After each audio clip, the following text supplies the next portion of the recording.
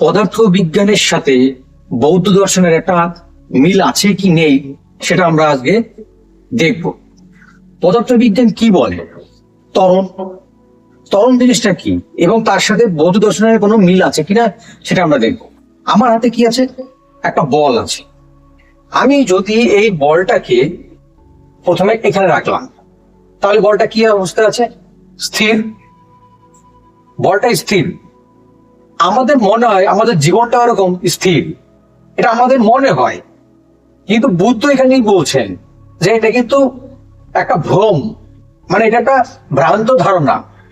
ব্যাপারটা কিরকম, এই বলটাকে যদি আমি ছেড়ে দিই, এই স্থির, প্রথমে স্থির ছেড়ে দিলাম, কি হলো, এই যে বলটা এখানে ছিল স্থির, ছেড়ে দিলাম, কি হলো এখানে, এখানে কি একটা ত্বরণ গতি সৃষ্টি হলো। এই যে বলটার মধ্যে যে গতিটা সৃষ্টি হলো সেটা কি ত্বরণ গতি। ত্বরণ গতি মানে কি, বলটা প্রথমে স্থির ছিল, কিন্তু তারপরে আস্তে আস্তে আস্তে আস্তে ওর বেগটা কি হচ্ছে, বাড়ছে।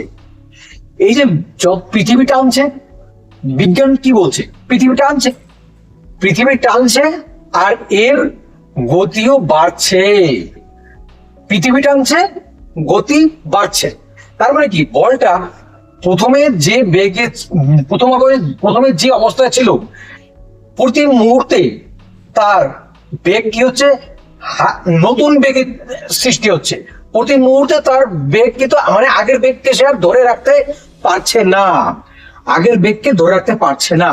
বুদ্ধ এই কথাটাকে কি বললেন, বুদ্ধ এই কথাটিকে বলেন অনিচ। অনিচ, অনিচ বা অনিত্যতা। অনিচ বা অনিত্যতা মানে কি, কোনো কিছুই এই মহাবিশ্বে কোনো কিছুই স্থির নয়, এটা বুদ্ধ বললেন।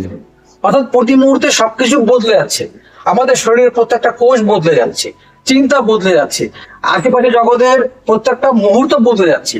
তাহলে বিজ্ঞানের যে ত্বরণটা বলছে, ত্বরণ গতির সাথে বৌদ্ধ দর্শনেরও কিন্তু একটা মিল আছে।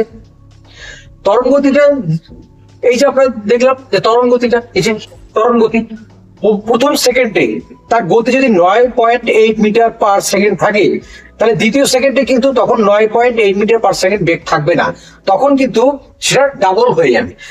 এর গতি অর্থাৎ বোঝা যাচ্ছে যে প্রতি মুহূর্তে এ তার অবস্থাকে আর ধরে রাখতে পারছে না, প্রতি মুহূর্তে পরিবর্তন হচ্ছে, প্রতি মুহূর্তে গতিটা পরিবর্তন হচ্ছে। এটা বিজ্ঞান এবং বুদ্ধও তাই বললেন। ভগবান বুদ্ধ সে 2500 বছর আগে সেই কথাটা বললেন যে অনিচ, অনিত্যতা, কোনো কিছুই তাহলে স্থির নেই। অর্থাৎ বুদ্ধের কথা বিজ্ঞানের সঙ্গে মিলছে, এটা আমরা বুঝতে পারলাম।